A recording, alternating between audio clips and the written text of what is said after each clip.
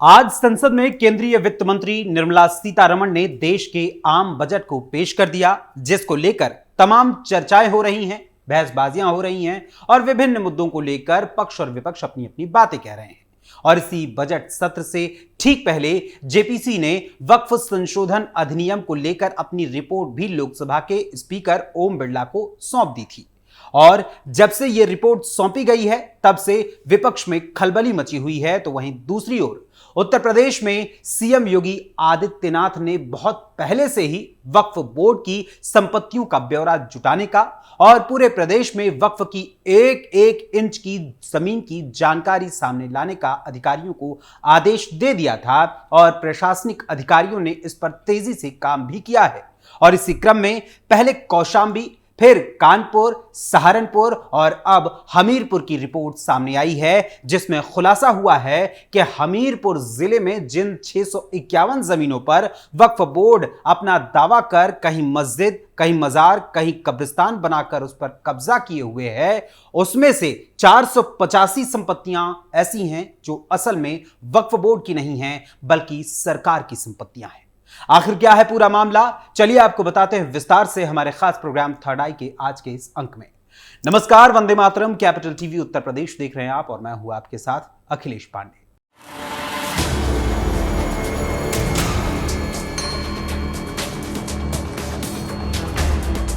उत्तर प्रदेश के हमीरपुर जिले में वक्फ बोर्ड द्वारा पिछले कई सालों से घोषित जमीन की जांच के दौरान एक बड़ा खुलासा हुआ है। यहां बोर्ड द्वारा जो जमीनें बताई गई थीं, उन जमीनों में या उन दावों की 95% से अधिक जमीनें सरकारी हैं। इन जमीनों पर मजार, मस्जिद या कब्रिस्तान बने हुए हैं या फिर इन जमीनों पर दुकानें बनाकर उनसे पैसा कमाया जा रहा है और अवैध रूप से वसूली की जा रही है। फिलहाल जिला प्रशासन ने बोर्ड की यानी वक्फ बोर्ड की जमीनों की जांच कर अपनी रिपोर्ट शासन को भेज दी है। शासन ने वक्फ बोर्ड संशोधन बिल को लेकर पूरे प्रदेश में वक्फ बोर्ड की संपत्ति की जांच के आदेश दिए थे, जिसके बाद हमीरपुर में राजस्व विभाग की टीम ने यह जांच की और पाया कि यहां वक्फ बोर्ड ने 621 जमीनों पर अपना दावा जताया था, जिसमें जिला प्रशासन सिर्फ 545 जमीनों को ही ढूंढ पाया।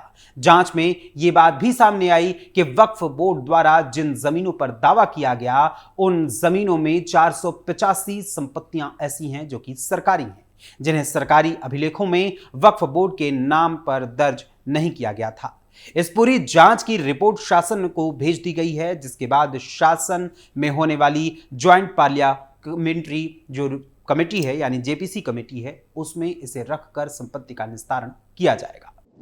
485 सरकारी जमीनों में वक्फ बोर्ड का है दावा। वक्फ बोर्ड की संपत्ति की जांच के दौरान राजस्व विभाग की टीम ने पूरे जिले की वक्फ बोर्ड की जमीनों की जांच की और पाया कि जिले में 621 जमीनों में से 545 ही सामने आई हैं, जिसमें 485 जमीनें सरकारी संपत्ति हैं, क्योंकि ये जमीनें सरकारी दस्तावेजों में वक्फ बोर्ड के नाम पर दर्ज है ही नहीं बल्कि सिर्फ उन पर जबरन कब्जा किया गया है।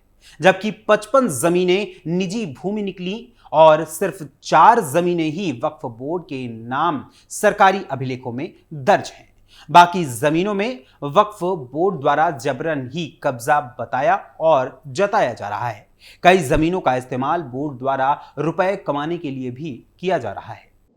शासन को भेजी गई वक्फ बोर्ड की जमीनों की जानकारी। वहीं वक्फ बोर्ड की संपत्ति की जांच करने वाली टीम का हिस्सा रहे जिले के अल्पसंख्यक अधिकारी हिमांशु अग्रवाल की माने तो वक्फ बोर्ड जिले में 621 जमीनों को अपना बता रहा था, जिसमें कब्रिस्तान, मजार, दुकानें, मस्जिद इत्यादि बने हुए हैं। लेकिन जब इसकी बारीकी से जांच की गई तो महज 4 जमीनें ही वक्फ की जमीनें निकली। सारी संपत्तियों की जांच कर रिपोर्ट शासन को भेज दी गई है, जहां ज्वाइंट पार्लियामेंट्री कमेटी की मीटिंग के बाद इनका निस्तारण किया जाएगा। कौशांबी में भी वक्फ ने किया था कब्जा। वहीं कुछ दिनों पहले हमीरपुर की तरह ही उत्तर प्रदेश के कौशांबी जिले में भी 93 हेक्टेयर की 413 जमीनों पर वक्फ बोर्ड का कब्जा मिला था, जिसके सर्वे और सत्यापन में इसका खुलासा हुआ था। सर्वे में इन जमीनों पर ईदगाह, कब्रिस्तान, दरगाह, करबला बने पाए गए। वहीं कौशांबी में वक्फ बोर्ड जिले के 413 जीएस लैंड पर भी कब्जा कर चुका था। सर्वे और सत्यापन के बाद सभी तहसीलों से आई रिपोर्ट का अवलोकन करने के पश्चात डीएम ने शासन को अपनी रिपोर्ट भेज दी। उस समय कौशांबी के डीएम मधुसूदन हुल्गी ने बताया था कि जिले में 93 हेक्टेयर की 413 जमीनों पर वक्फ बोर्ड का कब्जा है। ज्यादातर हिस्सों में ईदगाह, कब्रिस्तान, दरगाह या करबला आदि बने हुए हैं। मामले की रिपोर्ट शासन को भेजी गई है, जबकि यह जमीन सरकारी है। राजस्व अभिलेखों में जीएस लैंड दर्ज है। उनका कहना है कि शासन से अनुमति मिलने के बाद आगे की आवश्यक कार्रवाई की जाएगी। जिले की 3 तहसील में हुए थे सर्वे। वहीं कौशांबी जिलाधिकारी मधुसूदन हुल्गी ने आगे मीडिया को यह भी बताया था कि तीनों तहसीलों में सर्वे और सत्यापन का कार्य करवाया गया था। इसके बाद तीनों तहसीलों में जमीनों पर वक्फ बोर्ड के कब्जे की जानकारी मिली। सबसे ज्यादा कब्जा चायल तहसील में किया गया था, फिर सिराथू तहसील के कड़ा में मिला था यहां पर कब्जा, और कड़ा धाम पर भी कब्जा करने की वक्फ बोर्ड ने कोशिश की थी। इसके अलावा मंझनपुर तहसील में भी कब्जे की जानकारी सामने आई थी। फिलहाल तीनों जिलों की रिपोर्ट को मंगाकर शासन को लिखकर बाकायदा इसकी रिपोर्ट तैयार करके भेजी गई थी। सितंबर 2024 में भी हुई थी बड़ी कार्रवाई। आज से लगभग कुछ महीनों पहले सितंबर 2024 में भी कौशांबी में वक्फ बोर्ड के अवैध कब्जों को लेकर एक बड़ी कार्रवाई पूर्व में भी की गई थी। केंद्र सरकार की ओर से पूरे वक्फ बोर्ड और उसकी कार्यशैली में पारदर्शिता लाने को लेकर वक्फ संशोधन अधिनियम 2024 को लाया गया था, लेकिन इस बिल का कई मौलाना गैंग और साथ ही सियासी दलों ने भी किया था।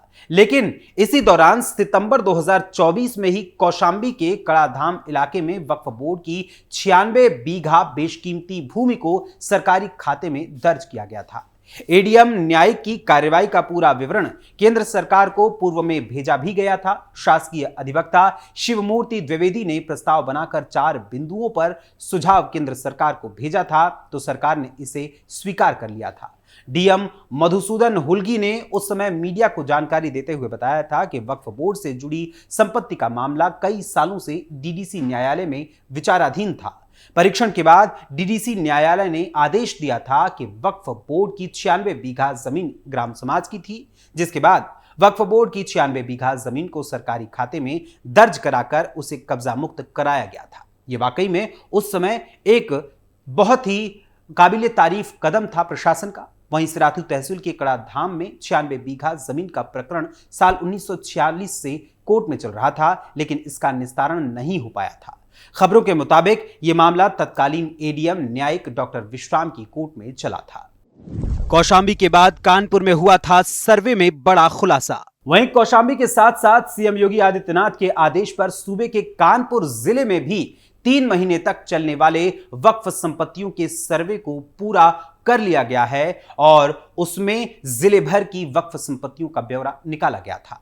इस दौरान कानपुर की चारों तहसीलों में कुल 1669 संपत्तियां चिन्हित की गई थीं, जिसमें सदर तहसील में सुन्नी वक्फ बोर्ड की 914 और शिया वक्फ बोर्ड की 34 संपत्तियां बताई गई थी।